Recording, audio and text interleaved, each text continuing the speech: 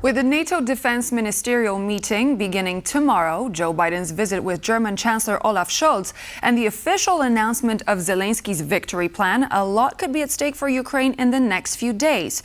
Joining me now to discuss this are my guests, Jakub Janda, the director of the European Values Center for Security Policy, and Ukrainian MP Oleksy Goncharenko. Good evening, and thank you so much for joining us here tonight. Welcome to the program. Thank you for having me. Hello. I would like to begin, Mr. Goncharenko, as we've seen in one of the reports here on TVP World before, you said regarding the victory plan presented by President Zelenskyy, it's not a plan. A plan is something concrete which can be done, and it should include something which can be done inside Ukraine. Foreign policy priorities, great, but not a victory plan. Do you think this victory plan, which you don't necessarily consider a plan, is feasible, or is it just wishful thinking? And what is the concrete solution? Hello. Unfortunately, this so-called victory plan looks like more wishful thinking, unfortunately, because we really need a plan, and but we don't have it. So, again, everything which was said is really important and very much needed. Invitation to NATO, more weaponry and everything. It's right. But it's not a plan. It's not in the hands of Ukraine. It's in the hands of our allies. And if they will not do this, they will not do this. That's all. And we need to react in any way. It shouldn't depend from what our allies will do or will not do. So that's why I was waiting for some serious conversation with the country, with the Ukrainian people, because we need this conversation. The situation is very difficult. Unfortunately, it has not happened. And what about those, I just wanted to top that up with the addition of those 3 appendices, the surprise appendices, they're called. So we've had 5 points so far, but there are 3 more to be revealed. Do you think that there could be something there that could potentially change the balance and change the landscape of the situation? Again, I don't know what is these annexes, but it is probably the weaponry. But to give this weaponry or not is in the hands of our allies. And I don't see why they will now give us what they have not given us before, unfortunately. Again, I mean, if we're speaking about this as a kind of what Ukraine should try to receive from our allies, what Ukraine should work on, absolutely agree. But it's not a plan. It's not about victory. It's something different. Mr. Janda, I saw you nodding just a second ago. Same question for you based on the quote by Mr. Goncharenko. What do you think is the concrete solution? What should be done now? Well, what should be done is quite simple, but it's very hard politically. And that is that mainly European countries should, let's say, double or triple the financial and military assistance to Ukraine. Because Ukraine is bravely defending itself, but Europe as well, from Russia, which is backed by China and North Korea. But so this is pretty much the only, I would say, practical solution which there is. But our main problem is that most EU countries, including my own Czech Republic, are not doing enough. And we are doing quite a lot, but still not enough. And that's what we can see very practically on the battlefield. And Ukraine can feel that actually the Western support in terms of material and in terms of financial support is actually not increasing as it should be.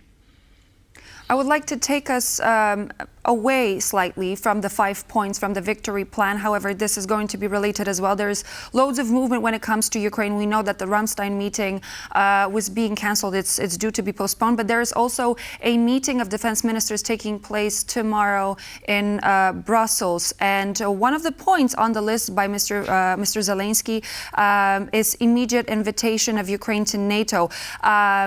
Does Ukraine fulfill the requirements to be a part of NATO? And if not, which we know that there is a military conflict going on, are there going to be, by your standards, by your opinion, extenuating circumstances for Ukraine to possibly join NATO anytime soon? Mr. Goncharenko? You said about does Ukraine fulfill requirements? It's not about requirements. Membership in NATO is a political decision. I think Ukraine definitely deserves to become a member of NATO, and also I think that not just Ukraine, but NATO will benefit from having Ukraine inside. And I think it was a huge mistake in 2008 when Ukraine was not invited to become member of NATO, but all these discussions about this just pushed Putin to the understanding that he should attack now, not to wait before Ukraine will be member. So definitely that's right point, and definitely Ukraine should become member of NATO. But let us be frank, that will be dependent from who will be elected the president of the United States in 3 weeks, and what will be the politics of him or her. That's the question.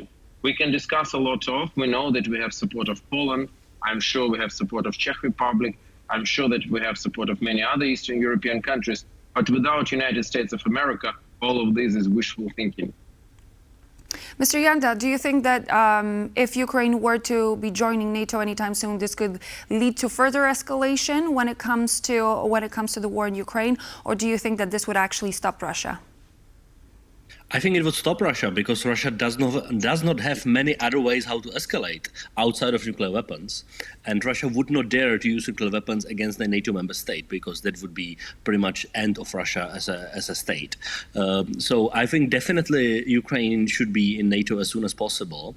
And as we said, it's a political decision. There are no military requirements which Ukraine is not fulfilling. Ukraine has one of the best militaries on the European continent, thanks to its own bravery and also Western material support. So it is possible.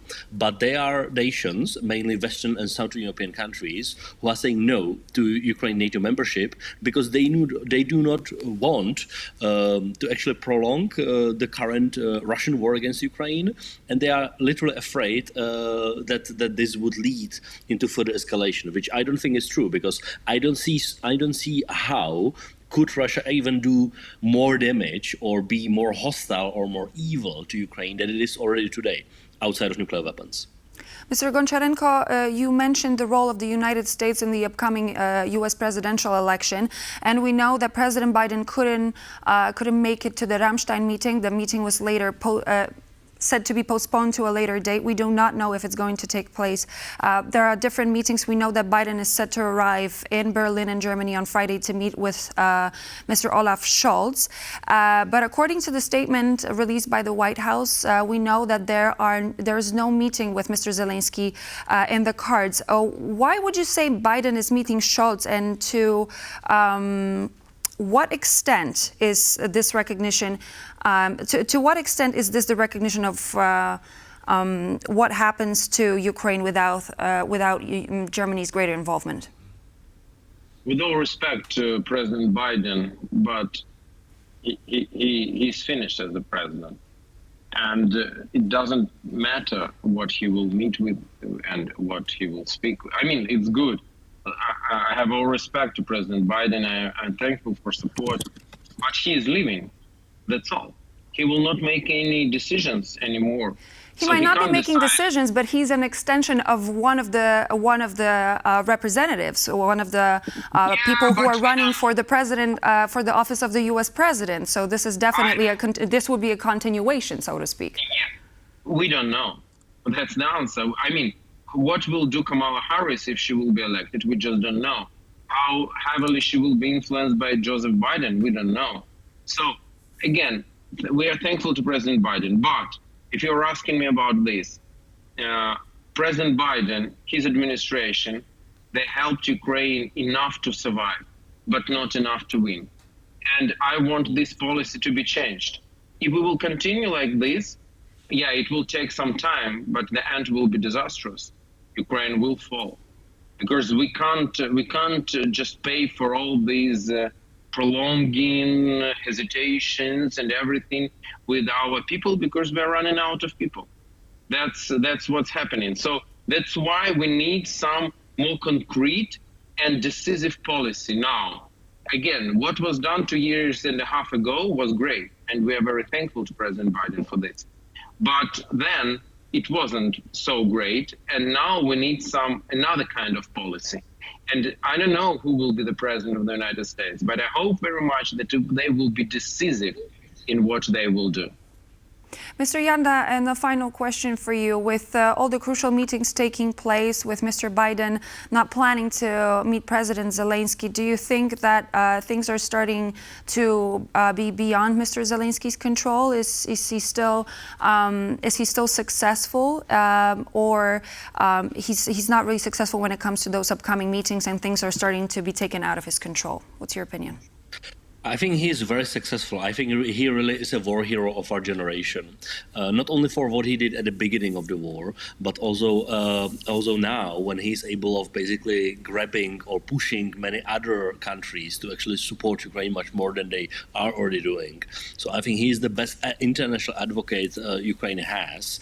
But really the problem is not in him. The problem is in mainly European and American countries, which are unwilling, or the leaderships are unwilling to actually give Ukraine enough support to win, or I would say to survive and win, which is exactly what needs to happen from now on.